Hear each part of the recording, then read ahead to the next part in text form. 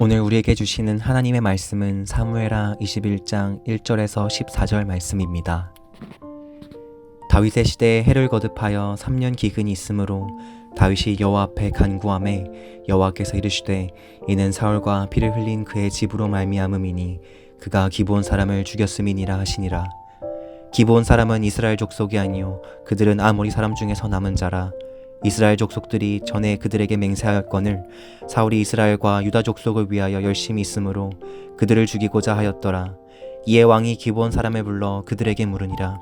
다윗이 그들에게 묻되 내가 너희를 위하여 어떻게 하랴?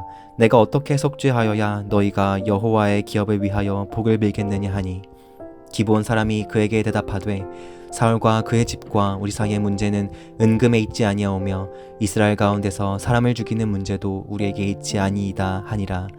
왕이 이르되 너희가 말하는 대로 시행하리라. 그들이 왕께 아뢰되 우리를 학살하였고 또 우리를 멸하여 이스라엘 영토 내에 머물지 못하게 하려고 모해한 사람의 자손 7사람을 우리에게 내주소서. 여호와께서 택하신 사울의 고을 기브아에서 우리가 그들을 여호와 앞에서 목매어 달겠나이다 하니 왕이 이르되 내가 주리라 하니라. 그러나 다윗과 사울의 아들 요나단 사이에 서로 여호와를 두고 맹세한 것이 있으므로 왕이 사울의 손자 요나단의 아들 무비보셋은 아끼고 왕이 이에 아야의 딸 리스바에게서 난 자 곧 사울의 두 아들 알모니와 무비보셋과 사울의 딸 메랍에게서 난 자 곧 무홀라 사람 바르실레의 아들 아드리엘의 아들 5 아들을 붙잡아 그들을 기브온 사람 손에 넘기니 기브온 사람이 그들을 산 위에서 여호와 앞에 목매어 달매 그들 7사람이 동시에 죽으니 죽은 때는 곡식 베는 첫날 곧 보리를 베기 시작하는 때더라. 아야의 딸 리스바가 굵은 배를 가져다가 자기를 위하여 바위 위에 펴고 곡식 베기 시작할 때부터 하늘에서 비가 시체에 쏟아지기까지 그 시체에 낮에는 공중에 새가 앉지 못하게 하고 밤에는 들짐승이 범하지 못하게 한지라.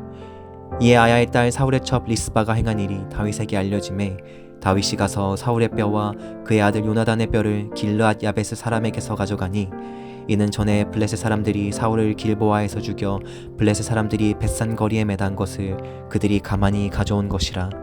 다윗이 그곳에서 사울의 뼈와 그의 아들 요나단의 뼈를 가지고 올라오매 사람들이 그 달려 죽은 자들의 뼈를 거두어다가 사울과 그의 아들 요나단의 뼈와 함께 베냐민 땅 셀라에서 그의 아버지 기스의 묘에 장사하되 모두 왕의 명령을 따라 행하니라. 그 후에야 하나님이 그 땅을 위한 기도를 들으시니라. 아멘. 사랑하는 여러분, 오늘 본문은 다윗이 다스리던 때에 있었던 3년 기근에 대한 이유를 다윗이 하나님께 묻고 해결해가는 이야기가 나옵니다. 오늘 나오는 기브온 사람들에 대한 이야기는 여호수아 때로 잠시 배경이 올라가게 됩니다.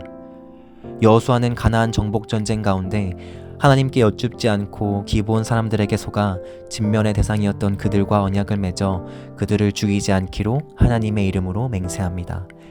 그러나 사울 때 이 언약을 어기고 기브온 사람들을 학살한 사건이 있게 됩니다.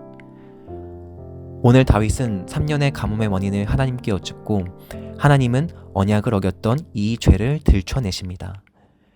그래서 다윗은 기브온 사람들을 학살한 사울의 자손 7명을 기브온 사람들에게 내어주고 그들의 핏값을 통해 죄를 청산하여 마침내 땅에 가뭄이 그치고 비를 내려 하나님께서 기도에 응답해 주시게 됩니다. 사랑하는 여러분, 오늘 나에게도 본문의 이러한 3년의 가뭄처럼 오랜 기간 이해되지 않는 어려움이나 고난의 시간을 보내고 계신 분들이 계신가요? 참새 한 마리가 떨어지는 것도 하나님의 허락하심 가운데 있다는 것을 우리가 믿는다면 우리 앞에 놓여진 모든 상황은 하나님께서 이것을 허락하셨고 그것에 대한 이유가 있음을 우리는 믿고 겸손히 하나님 앞에 그 이유를 여쭤봐야 할 것입니다. 그 가운데 나에게 청산해야 할 죄가 있는지 혹은 기억해야 할 약속이 있는지 주님께 여쭙고 나아가면 주님께서 개인에 맞게 그것들을 비추어 주실 것입니다. 오늘 그 주님의 음성에 귀 기울이며 나에게 요구하시는 것에 순종으로 반응할 때 주님과의 막혔던 관계가 다시 열려지고 성령의 충만함으로 나아가는 저와 여러분 되시기를 예수님의 이름으로 축복합니다.